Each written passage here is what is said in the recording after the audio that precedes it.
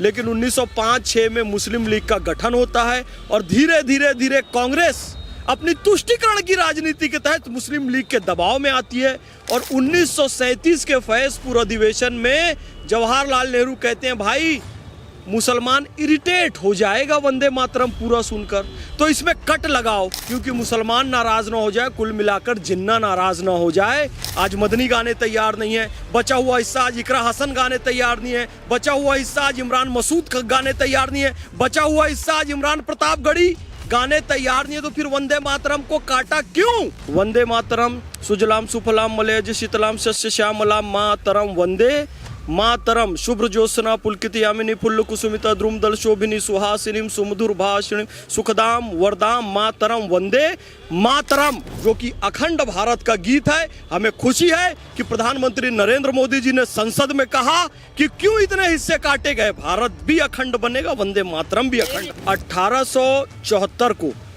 बंकिम चंद्र चट्टोपाध्याय इस नारे पर एक पूरा गीत लिखते हैं जो कि 7 नवंबर 1875 को बंग दर्शन पत्रिका में प्रकाशित होता है। वो 7 नवंबर 1875 से 7 नवंबर 2025 तक 150 वर्ष पूरे होते हैं। 1896 को कांग्रेस का कलकत्ता में अधिवेशन होता है, उसके अध्यक्ष रहमतुल्लाह सयानी जी होते हैं और बंकिम चंद्र चट्टोपाध्याय जी के लिखे उस गीत को रविन्द्रनाथ टैगोर जी गाकर प्रस्तुत करते हैं। देश के भी गद्दार हैं और ये लोग इस्लाम के भी गद्दार हैं। बाबर आया, भारत पर हमला किया, भारत के मंदिरों को तोड़ा, हिंदू माताओं बहनों के साथ अनाचार किया, अत्याचार किया, जनेऊ को तोड़ा, उसने भारतीय संस्कृति को तहस नहस कर दिया। उस बाबर को अपना बाप मानते हो तो तुम हिंदुस्तान के गद्दार हो और इस्लाम के भी गद्दार हो। मस्जिद बनती है अल्लाह के नाम पर, मस्जिद बनती है रसूल अल्लाह के नाम पर, मस्जिद बनती है वली अल्लाह के नाम पर, बाबर के नाम पर क्यों बना रहे हो? बाबर तुम्हारी माँ का कसम है, तुम्हारा बाप है, तुम्हारा दादा है, तुम्हारा क्या लगता है बाबर? तुमको अल्लाह रसूल के नाम पे नहीं बनाना है, व्यक्ति के नाम पे बनाना है। रस खान के नाम पे मस्जिद बनाओ, रहीम के नाम पर मस्जिद बनाओ, गुलाम गोसाई के नाम पर मस्जिद बनाओ, अशफाकुल्ला खान के नाम पर मस्जिद बनाओ, डॉक्टर APJ अब्दुल कलाम के नाम पर मस्जिद बनाओ। क्या कहेंगे, वंदे मातरम क्यों कट लगा के आपके सामने लाया गया 150 साल पहले? बिस्मिल्लाहिर्रहमानिर्रहीम रब्बिश रहली सदरी व यसिरली अमरी वहलुल उक़दतम मिन लिसानी यफ़क़हू क़ौली। बिरादरान हिंद, अस्सलाम वालेकुम रहमतुल्लाहि व बरकातहू। भारत माता की जय। वंदे मातरम भारतीय संस्कृति का प्राण है, हम सबकी आन बान शान है और तुष्टीकरण की राजनीति के तहत वंदे मातरम को काटा गया और इस देश को बांटा गया। देखो क्या होता है, 1763 में अंग्रेज़ों के खिलाफ सन्यासी धावा बोलते हैं, ओम वंदे मातरम का नारा देते हैं। 1763 में एक नारा देते हैं, वो नारा इतना प्रसिद्ध हो जाता है 1763 से 1800 के बीच में। 1874 को बंकिम चंद्र चट्टोपाध्याय इस नारे पर एक पूरा गीत लिखते हैं जो कि 7 नवंबर 1875 को बंग दर्शन पत्रिका में प्रकाशित होता है। वो 7 नवंबर 1875 से 7 नवंबर 2025 तक 150 वर्ष पूरे होते हैं। फिर बंकिम चंद्र चट्टोपाध्याय जी 1763 के सन्यासी आंदोलन पर एक उपन्यास लिखते हैं 1882 को। उस उपन्यास का नाम क्या है? आनंद मठ। और उस आनंद मठ में पूरा का पूरा वंदे मातरम गीत फिर से लिखते हैं। इतना ही नहीं, अभी और सुनिए। 1896 को कांग्रेस का कलकत्ता में अधिवेशन होता है, उसके अध्यक्ष रहमतुल्लाह सयानी जी होते हैं और बंकिम चंद्र चट्टोपाध्याय जी के लिखे उस गीत को रविन्द्रनाथ टैगोर जी गाकर प्रस्तुत करते हैं 1896 कांग्रेस अधिवेशन। अभी तक पूरा वंदे मातरम है, लेकिन 1905-6 में मुस्लिम लीग का गठन होता है और धीरे धीरे कांग्रेस अपनी तुष्टीकरण की राजनीति के तहत मुस्लिम लीग के दबाव में आती है और 1937 के फैज़पुर अधिवेशन में जवाहरलाल नेहरू कहते हैं भाई मुसलमान इरिटेट हो जाएगा वंदे मातरम पूरा सुनकर, तो इसमें कट लगाओ। 4 अंतरे काट दिए गए, 2 अंतरे रखे गए। क्यों? क्योंकि मुसलमान नाराज ना हो जाए, कुल मिलाकर जिन्ना नाराज ना हो जाए। लेकिन अफसोस, वंदे मातरम काटा 1937 में, तो फिर देश को क्यों बांटा और जब देश को बांटा 1947 में, तो 1937 में वंदे मातरम क्यों काटा? और ये सोचकर काटा कि मुसलमान कहीं नाराज ना हो, तो बचा हुआ हिस्सा भी आज ओवैसी गाने तैयार नहीं है, आज मदनी गाने तैयार नहीं है, बचा हुआ हिस्सा आज इकरा हसन गाने तैयार नहीं है, बचा हुआ हिस्सा आज इमरान मसूद गाने तैयार नहीं है, बचा हुआ हिस्सा आज इमरान प्रतापगढ़ी गाने तैयार नहीं है। तो फिर वंदे मातरम को काटा क्यों? मेरे कहने का ये मतलब है, देश भी अखंड होना चाहिए, वंदे मातरम भी अखंड होना चाहिए। वंदे मातरम सुजलाम सुफलाम मलयज शीतलाम शस्य श्यामलाम मातरम वंदे मातरम शुभ्र ज्योत्सना पुलकित यामिनी फुल्ल कुसुमिता द्रुमदल शोभिनी सुहासिनीम सुमधुर भाषिणी सुखदाम वरदाम मातरम वंदे मातरम। ये 2 स्टेंजा है और पूरा क्या है जिसे काट दिया गया। सप्तकोटि कंठा कलकल निलाद कर ले, दुसप्तकोटि भुजैर धृत कर करवा ले, अबला के नोमा एति बले बहुबल धारणिम नमामि तरणिम रिपुदल वारणिम मातरम वंदे मातरम। और कितनी प्यारी पंक्तियां आगे देखिए। तुम्ही विद्या, तुम्ही धर्म, तुम्ही हृदय, तुम्ही मर्म, त्वम ही प्राणा शरीरे, बहुते तुम्ही माँ शक्ति, हृदय तुम्ही माँ भक्ति, तोमराई प्रतिमा गढ़ी मंदिरे मंदिरे वंदे मातरम। त्वम ही दुर्गा दश प्रहरण धारिणी, कमला कमल दल विहारिणी, वाणी विद्यादायिनी, नमामि त्वाम, नमामि कमलाम अमलाम अतुलाम सुजलाम सुफलाम मातरम वंदे मातरम।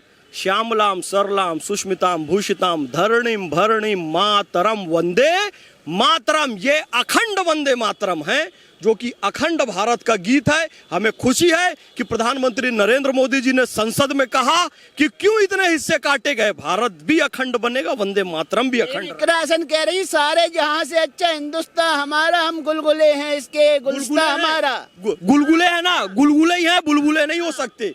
हाँ, इकरा हसन अरे मजहब नहीं सिखाता आपस में बैर रखना, हिंदी है हम और हिंदुस्तान हमारा। हाँ, तो हिंदुस्तान हमारा। तो इकरा हसन सारे जहां से अच्छा गा दी ना, वंदे मातरम नहीं गा सकती, वो नादान बच्ची है इकरा हसन। एक लाइन पे आप मुझे बताइए, मजहब नहीं सिखाता आपस में बैर रखना, तो वंदे मातरम से बैर क्यों रखा जा रहा है? बस वही बात है ना, वंदे मातरम से जब मजहब सिखाता ही नहीं है तो वंदे मातरम बोलो, भारत माता की जय बोलो, जय हिंद बोलो, हिंदुस्तान जिंदाबाद बोलो।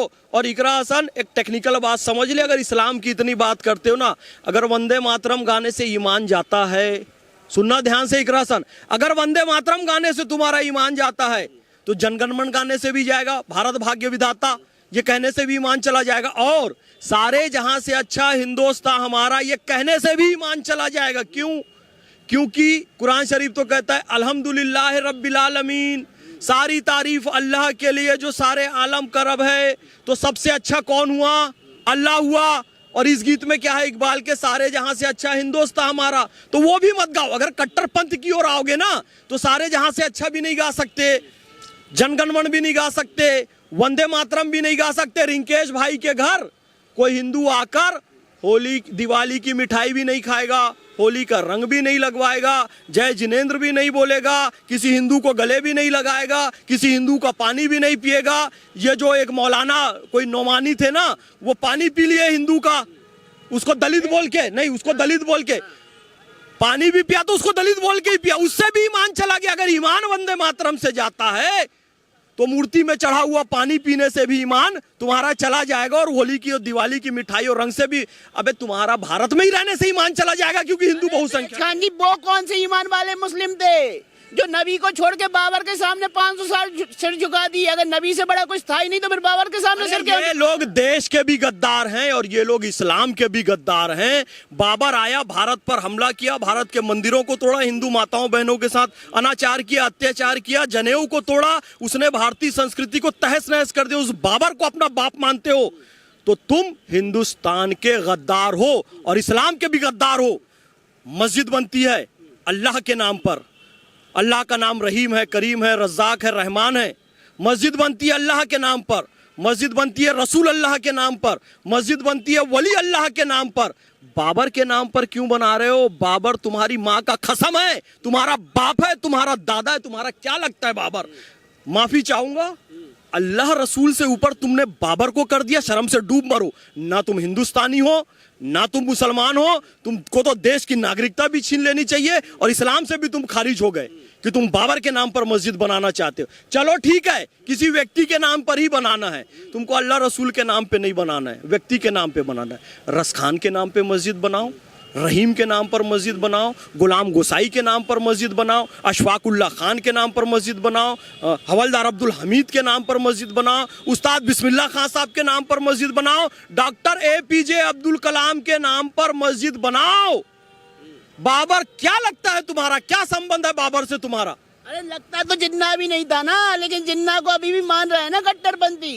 पाकिस्तान बना गए, आपत्ति वंदे मातरम से जिन्ना को थी, लेकिन जिन्ना के जाने के बाद भी तो लाखों जिन्ना यहाँ मौजूद हैं जो आपत्ति जता रहे हैं वंदे मातरम से। अनुराग भैया ने कह दिया है, उस समय जिन्ना के तुष्टीकरण के लोग वंदे मातरम को काटा छाटा और देश को बांटा, और अब जिन्ना के मुन्ना लोगों के लिए कर रहे हैं। जिन्ना खुश होगा, शाबाशी देगा, इसलिए वंदे मातरम को काट दिया। अभी ओवैसी बचा हुआ वंदे मातरम भी गाने तैयार नहीं है। वंदे मातरम गाना तो दूर, महमूद मदनी ये कहता है कि, अरशद मदनी ये कहता है कि वंदे मातरम बोल भी नहीं बोलूंगा। वो देखो कितने ये जाहिल कितने लोग हैं, ये महमूद मदनी, अरशद मदनी, इन्होंने भारत भारतीयता का थोड़ा भी अध्ययन नहीं किया है। वो कहता है मैं दुर्गा की पूजा नहीं कर सकता। अरे दुर्गा क्या है? त्वम ही दुर्गा दश प्रणत धारणी। दुर्गा क्या है? दुर्गा शक्ति को कहते हैं, यानी दुर्गा की पूजा नहीं कर सकता। वो कह रहा है दुर्गा को मैं नहीं मानूंगा। भाई दुर्गा शक्ति का प्रतीक है। डॉक्टर APJ अब्दुल कलाम ने जो अग्नि मिसाइल बनाया, पृथ्वी मिसाइल बनाया, ये सब क्या है? ये दुर्गा है, शक्ति है। हमारी भारतीय सेना क्या है? वो दुर्गा है, शक्ति है। Colonel Sofia Qureshi, wing commander Vyomika Singh क्या है? दुर्गा है, शक्ति है। डॉक्टर APJ अब्दुल कलाम से लेकर ब्रिगेडियर उस्मान और हवलदार अब्दुल हमीद, ये क्या है? देश की शक्ति है, दुर्गा है। तुम उसको यदि प्रणाम सलाम नहीं कर सकता तो तू देश का गद्दार है। अब दूसरी बात, त्वम ही दुर्गा दश प्रण धारणी, कमला कमल दल विहारणी, मैं कमला भी उसमें आए, यानी लक्ष्मी माता। लक्ष्मी का क्या मतलब है? कोई स्त्री तो नहीं है, महिला तो नहीं है, वो प्रतीक है देश की समृद्धि का, वैभव का, धन का। यानी तू क्या चाहता है, देश की GDP गिर जाए? अब यो ये कहता है कि मैं वाणी विद्यादायिनी सरस्वती जी का भी मैं समझ। तो सरस्वती क्या है? ज्ञान है। हमारी तमाम यूनिवर्सिटी, हमारे तमाम स्कूल, और मैं ये कहूंगा वेद भी ज्ञान है, कुरान शरीफ भी ज्ञान है, बाइबल भी ज्ञान है। इसको संस्कृत में क्या कहते हैं? सरस्वती कहते हैं, इसे विद्या कहते हैं। तो यानी कि वो ना दुर्गा का सम्मान करेगा, न देश की शक्ति का सम्मान करेगा, न विद्या का सम्मान करेगा, न वेद कुरान का सम्मान करेगा, न लक्ष्मी का, न देश की धन समृद्धि का सम्मान। उसको आता ही नहीं है कुछ यार।